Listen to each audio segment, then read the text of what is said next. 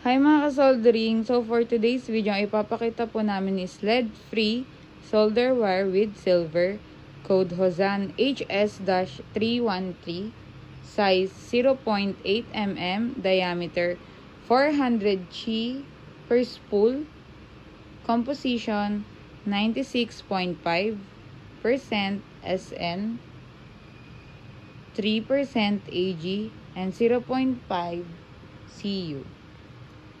So, ito po siya guys. Ayan po ang aming HOSAN HS-313. Kita nyo naman. So, ano nga ba ang use ng lead-free solder wire? Lead-free solder wire is used to create solder joints in electronic assembly while avoiding the use of lead, a toxic material. Here are detailed breakdown. Environmental regulation. Many countries have regulation like RoHS in Europe, restricting the use of lead in electronics to protect the environment and human health. Next is health concerns. Lead is neurotoxin and can accumulate in the body, causing various health problems. Lead-free solder reduces the risk of lead exposure for workers and consumers. Next is reduce environmental impact. Lead can leach into the soil and water from discarded electronics, contaminating the environment. Lead-free solder minimizes the risk. Composition of lead-free solder. Lead-free solder is typically composed of tin, copper, and silver, and other metals.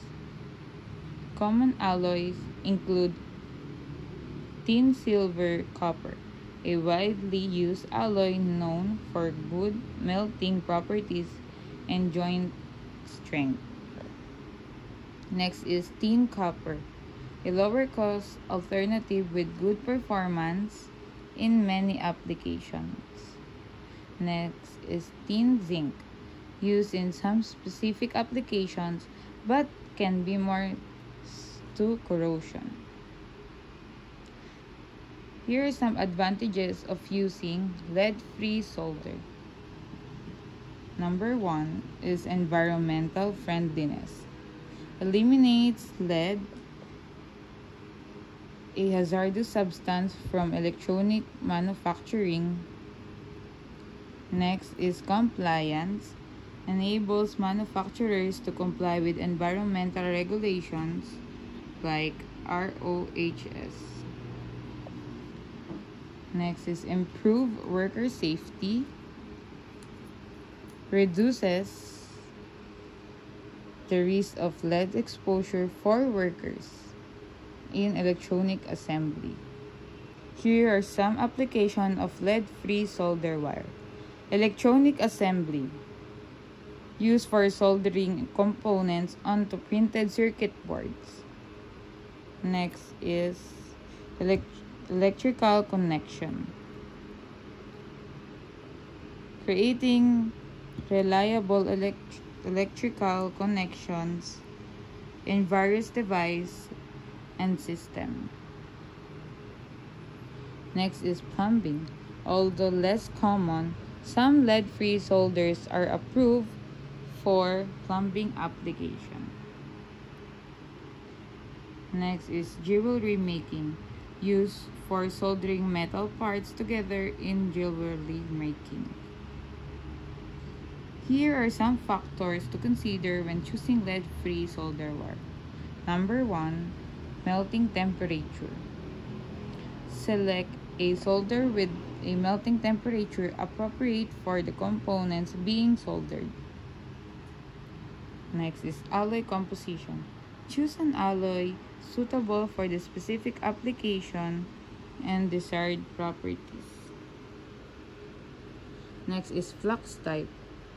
Select a flux that is compatible with the solder alloy and the materials being soldered.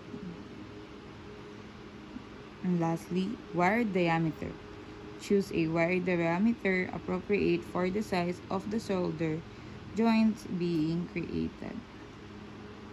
So, ayan guys, ang aming lead-free solder wire with silver Ozan HS-313, size 0.8 mm diameter, 400G per spool, composition of 96.5% SN, 3% AG, and 0.5 CU.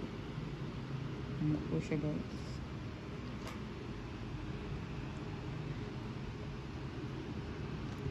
Ang aming Ozan is made from Japan.